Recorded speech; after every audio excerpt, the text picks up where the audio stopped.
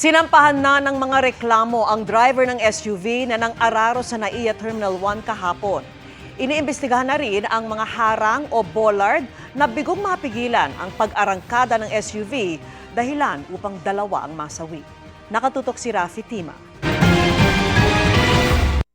Sumalang na sa electronic inquest ang driver ng SUV na nang-araro sa departure area ng NAIA Terminal 1 kahapon ng umaga.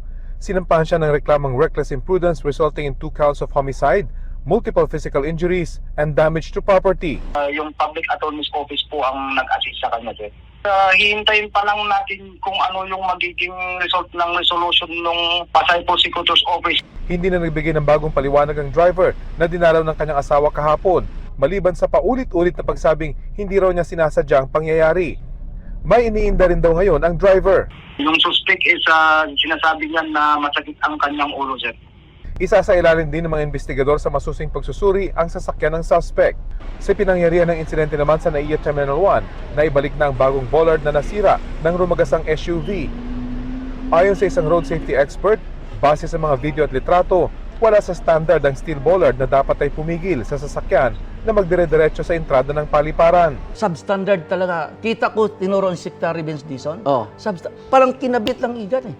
Oh. Hindi siya yung bollard na... Hindi siya embedded. Dapat 300 mm ang pag-embed ng bollard na kayang titigil sa impact. Isa raw ito sa paiimbestigahan ng Department of Transportation. Posible nilang papalitan ng mga ito sa bagong pamunuan ng NAIA. Maging ang suot at tsinelas ng driver, magiging sentro rin ng investigasyon. Nakatsinelas yung driver eh. Kahapon eh. Nung kinausap ko eh. May rason bakit pinagbabawal na nakatsinelas eh. Di ba? Pwedeng dumugas, pwedeng maipit, pwedeng ang... Di ba? Pero kapalit nun buhay eh.